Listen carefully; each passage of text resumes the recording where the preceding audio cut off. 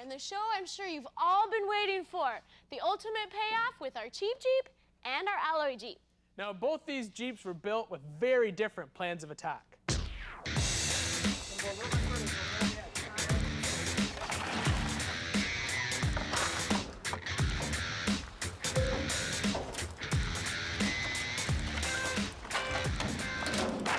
The AJ was put together with some of the best Jeep parts available, from companies like Curry Enterprises, Advanced Adapters, GM Performance, and more. The cheap Jeep was our first ever budget build, using less than $5 grand to put together a capable trail rig that would be loads of fun, but also safe.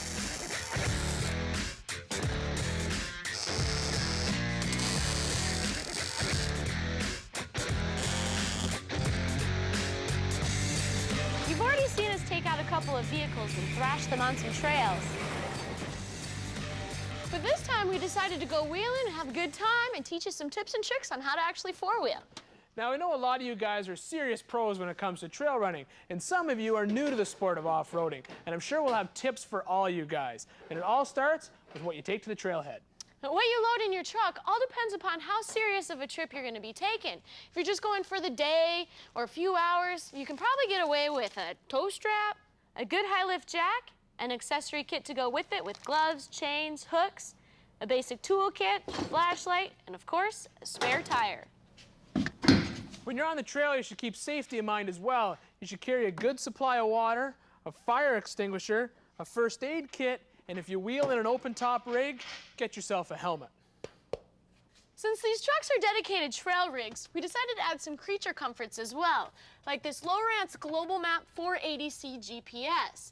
It's got a 5-inch 256 color display, it's got shock absorbency for those rough trail rides, and it's completely waterproof. We'll show you how it works later. One thing that might not be as flashy, but certainly is as handy, are these Ston tire deflators, or Stonies. You'll simply screw these in place of the valve stem, and it'll lower the tire's PSI to the preset on this item. Now, they're great for long trail rides because you can screw them back on after a break, and if your tire has expanded at all, it'll put it back all the way to that preset amount. And of course, you're going to want to bring your spare parts with you. So don't think that this is the be-all, end-all list of the things that you're going to want to bring, because of course you're limited on space. So be picky about what you're going to bring with you. And with the cheap Jeep on the trailer, all we have to do now is load this one up, and then we're out of here. Let's go. Get out of here already!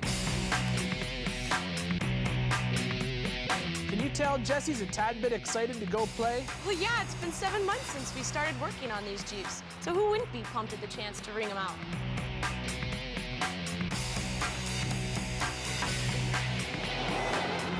We decided to trailer both into western North Carolina and the Nantahala National Forest. Upper Tellico OHV is loaded with trails. Some easy and some about as extreme as you can get.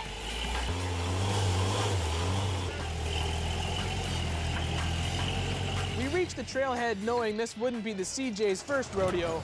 It had been off-road many times.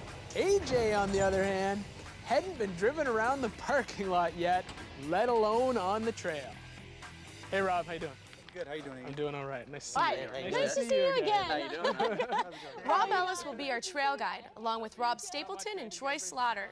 These guys are professional rock crawlers. They run some of the most extreme competition trails in the East, built their own rigs, and have to fix them on the trail when they break down. So for us, let's just say they're a nice insurance policy. So if there's one thing that might be a weak spot that isn't just perfect yet, what is it? Well, the thing, it's got no break-in time yet. Do you know what I mean? Like, so I mean, you gotta all take it those easy? little, no, I mean like all those little stuff. Like the engine's got a warm-up break-in time, but I mean as an entire unit. So all those little bugs that you normally have like a week to work out, you go out in the parking lot and you find a thing's not strapped down tight or Lug nuts. exactly. That's the stuff that's gonna jump up. But you know what? That's why we brought it out. When did you finish putting it together? Yesterday morning. An hour and a half before I loaded on the trailer to drive here. Yeah. Jeez. Yeah. Wouldn't be real if it all came out here and worked perfect. We brought tools, so. So do we. Yeah, we got tools. We got Spare tools and a parts, welder. though, And along with a bunch of others willing to lend a hand, we'll attempt to push both our project Jeeps to their utmost limits. So stick around to see how they perform. Oh my God, did you see that? Like, that was so cool.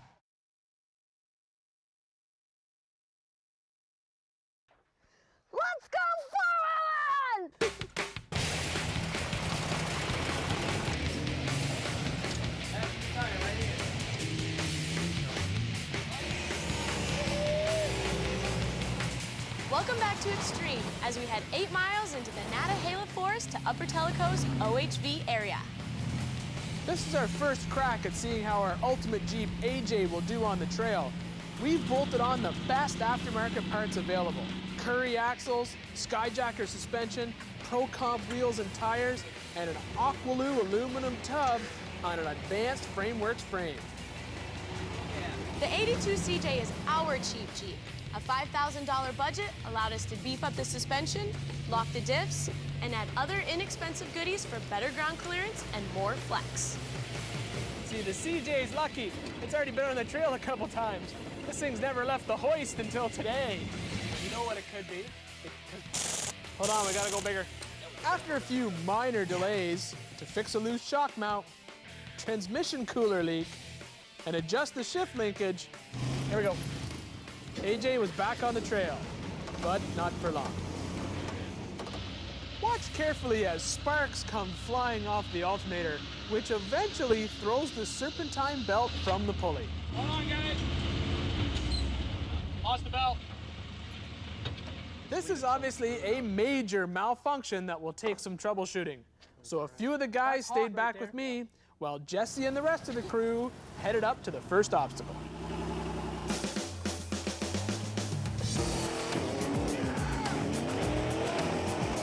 We're gonna hit Slick Rock today. It's got a nice rock garden down at the bottom, and then they call it Slick Rock because at the top there's a big slab of granite. It's usually got water running down it. It's pretty slick getting up. It takes a little driver skill. When it's dry, you can pretty much run anywhere you want and just try to make it fun. I was trying to pick the harder line just to keep it interesting. I like getting on the gas, making it a little fun. So when it's wet, it's definitely a different story. You gotta work it. It's one thing to tackle Slick Rock in a modified crawler. There you go, come on, Jeff. Let's see if Cheap Jeep can dig in. Go drive our side hard. All right, now come back passenger side.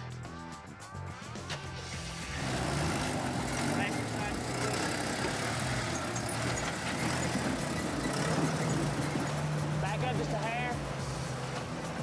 Stop. Passenger side. Passenger side. I had a little bit of trouble. All right, now catch your wheels, back driver, and back up.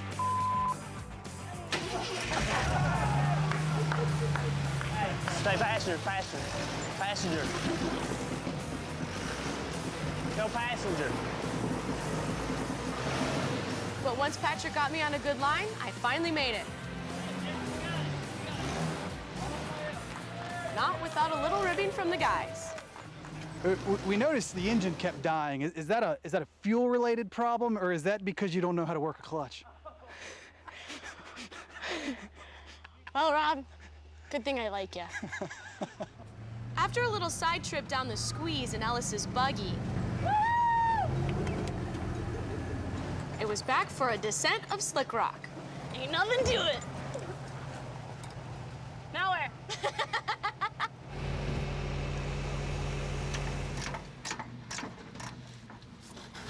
I broke it.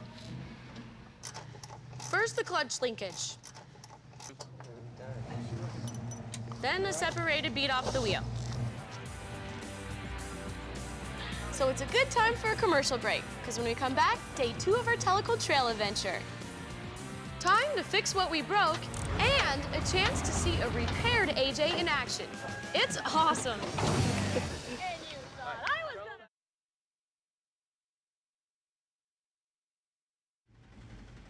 We're back on Xtreme 4x4 with a new day, allowing us time to assess yesterday's carnage. Broke a leaf spring and twisted a brake line. We had some problems on AJ's maiden voyage, and that should be expected considering we didn't really test anything before we put it on the trail. But thank goodness for the guys from Impact's 4-wheel drive and the Carolina Rock Shop who helped me haul this thing off the mountain when the alternator went out and it spit the cert belt. It gave me no water pump, no power steering, and it was quite the ride down the hill. But we got a new alternator from the parts store this morning, and we're gonna top up the fluids, and we should be good for another day. But this isn't the only truck that had trouble on the trail. Some of the U-bolts are stripped that go around our axle, so we're gonna have to weld the bolts to the nuts so they don't fall out because we don't have any nuts to replace them. With repairs made. And confidence high, All right, let's go. we trailered up for another crack at Teleco.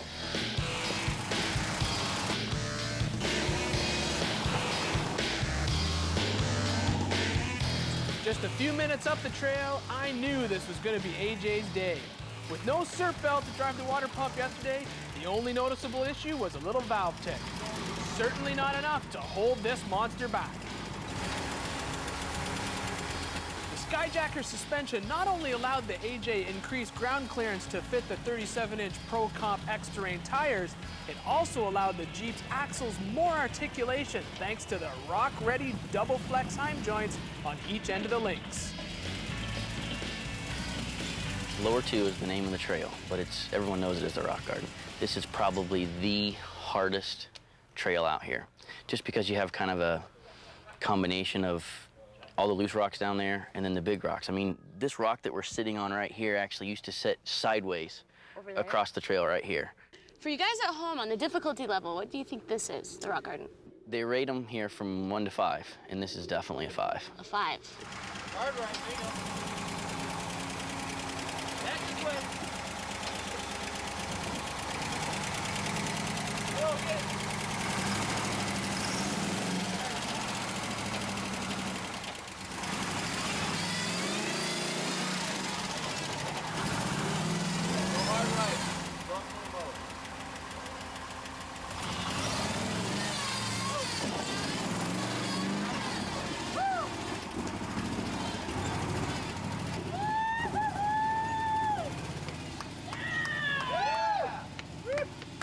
Got hung up a couple times, but you know, we'll just go back and we may have to change some stuff underneath. But I think for its first trip up some serious rocks, it didn't do too bad. I just need better spotters. Some more, some more, some more, some more. Right there, now cut this way. Coming up. Easy, easy, easy. There you go. Give it some more. Easy, easy, easy. That's far enough. Now, gas, gas, gas. Go, go on, go. Come on. Good job.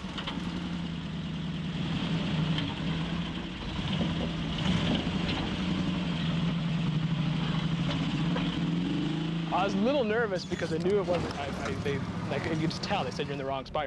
So when it kept going up and kept going up, I was a little nervous. I won't lie. My knees felt like Elvis. I was kind of like this. Oh, yeah, baby. The same part of lower 2 was no walk in the park for the CJ. Ah, stupid. Mainly because you need a third leg to operate the clutch. Wait a second, I was doing just fine. Even had a little fan club gathered when... Keep it all the way this way. There you go. Oh, what was that? Square drive shafts! No! Look at that! It sheared off all the bolts, but the square drive shaft still held.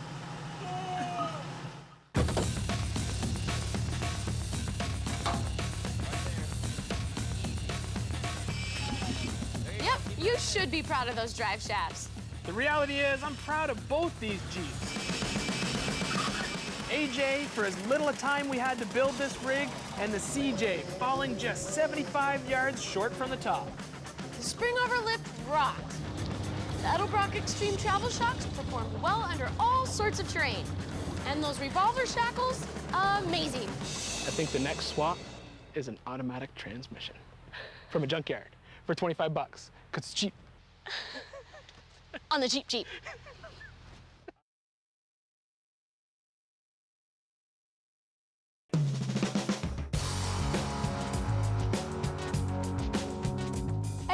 we're back at Xtreme and we're just checking out some of our killer photos that we got while we were in Tellico. With the Jeeps back in the shop, we can just sort of relax, reflect on the trail ride. You know, we met a lot of great guys, we had a lot of fun, but unfortunately, we spent a little bit more time fixing the Jeeps than we'd planned. Right here we had a little transmission cooler leak, so we had to reroute our lines. Yeah, we just bypassed the cooler to get away from a bad fitting. We're gonna keep an eye on the transmission temperature gauge so we didn't bake the tranny, put the Jeep back on the trail, but it didn't matter because it wasn't on there for long. Because this is only like 2 miles later. This time the alternator pulley stripped loose on the shaft and we couldn't tighten the nut. So we thought we'd weld the alternator pulley back on the shaft to at least salvage the day. But obviously those welds aren't gonna hold it. And they didn't hold it either. So we basically kicked back, ate lunch, and then me and a couple other guys limped the AJ off the trail by making serpentine belts out of duct tape and pieces of scrap belt, while Jesse and everyone else got to have fun for the afternoon up on Slick Rock. Yeah, we went forward and I ended up breaking some of my own parts. So now the big thing is to fix what we have to fix. We had originally put the battery box underneath of the dash, but with all the alternator problems that we had to move it out onto the firewall for easier access, and there it will stay. And the other thing that put this Jeep on the sidelines was the fuel line. We'd originally mounted the fuel lines to the top side of this frame rail, but that proved to be too close to that exhaust pipe and it caused the fuel to overheat and percolate. For a trail fix, we just relocated them to the outside of this body mount. Now for a permanent repair, we'll make a permanent mount for the fuel lines on the outside of all the body mounts on this side of the Jeep. And then when that's finished, we'll wrap all of that with this cool tube that we got from Design Engineering. That should keep the fuel at the right temperature and eliminate any percolation problems. CJ wasn't free from carnage either. Our custom-built square drive shafts held up, but were spit out after a U-joint failure. It's an easy fix. All we gotta do is cut this off, weld on a brand new yoke, and then we have to go in, drill out the bolts, and then we're gonna put in the Spicer style type of U-joint straps. Another problem I had to deal with was the clutch. The rubber hose trail fix was definitely temporary because it didn't last long and it still broke. So we got this new clutch linkage kit from Quadratech to replace the pedal linkage and the clutch fork linkage with the Heim joint units.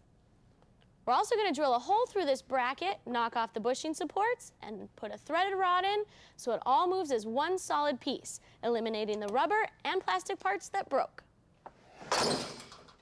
Although the ultimate fix for that CJ would be to swap in an automatic transmission, but Jesse and I are going to have to argue about that later because we don't quite see eye to eye on that particular project. I think if you get a manual, you should stick with the manual, but it's good tech, so we'll see. And we really want to thank everyone who came out on our real, true trail run. First one for Xtreme 4x4. You know, these guys worked hard, helped us out a lot, and we had a great time, and so did they. Yeah, and thanks to Rick Webster from 4x4review.com. He took all of these beautiful photos for us. Wouldn't have been able to do it without you. And I think, you know, even though we bolted that AJ together in 5 shows, well, maybe 5.5, and it had its issues in the first day, you know, it really showed its true colors in the end as a hard-working, real great trail truck. And for CJ, for as little money as we put into it and as well as it performed, I was even impressed with it. So for all of you guys thought it would suck, I think that just proved you wrong. Yeah, I know that that truck would have made it to the top, a lower 2, if we hadn't had that yoke break on the drive shaft. I know it too. And there it is, the end at Crawford's Campground. Great place to stay when you're at Tellico Plains. We'll see you next time, everybody.